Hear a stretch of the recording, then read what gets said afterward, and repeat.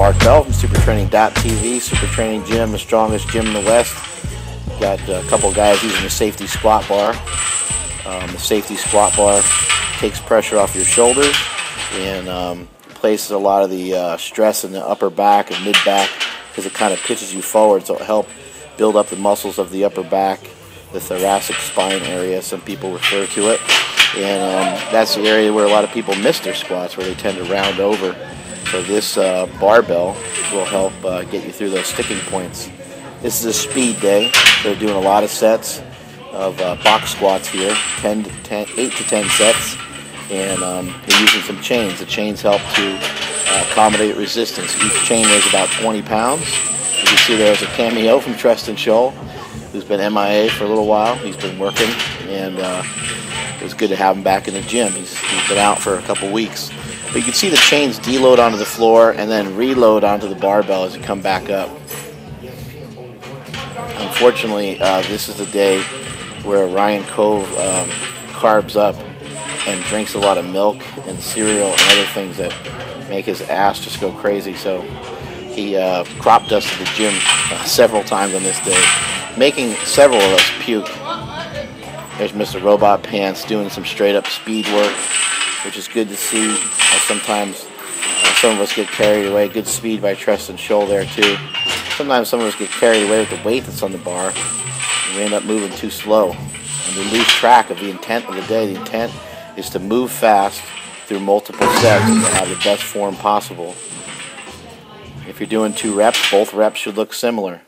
Your first rep of your first set should look similar to your last set, your last rep of your last set.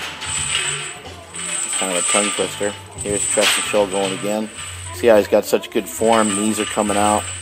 Damon's got pretty good form. His knees are out too, but he gets a little forward on his knees. Everyone's built differently, so getting a little bit forward on your knees can sometimes be a little bit acceptable.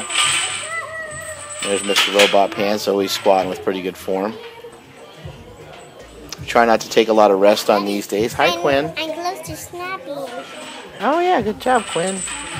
There's Quinn Bell making an appearance here. She's lurking around as I'm doing this voiceover. Part of having kids is that they're up your ass all the time. See Ryan Cove, he's got a pretty wide stance there. Again, that's to help strengthen up the hips. I mentioned it on several videos before. Same with Robot, and same with many of these guys. Some of these guys will bring their stance in a little bit when they compete, when they put their squat suit on. Treston could probably sit on the box a little bit more. He's kind of racing through those. But the reason for that is sometimes when you put on more powerlifting gear, you throw a suit on over top of those briefs, and your knees can start to cave in a little bit due to the amount of compression that you have on. But in training, you make your training harder than the meet itself, and so we'll train at different angles, and we'll work on some different stances. We'll train a little wide, we'll train a little close. Just try to attack everything from all angles. There's some good squat, and he sat pretty good on those. The box squat is superior to a regular squat in some ways.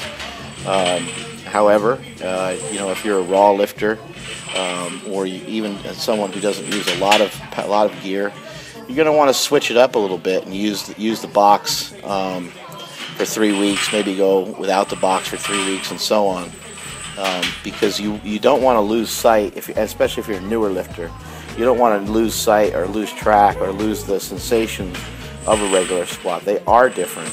You can see that shin angle and how far back Treston Scholl is sitting on those squats. It's just not feasible to get into those positions on a regular squat. And that is it from SuperTraining.tv. Later.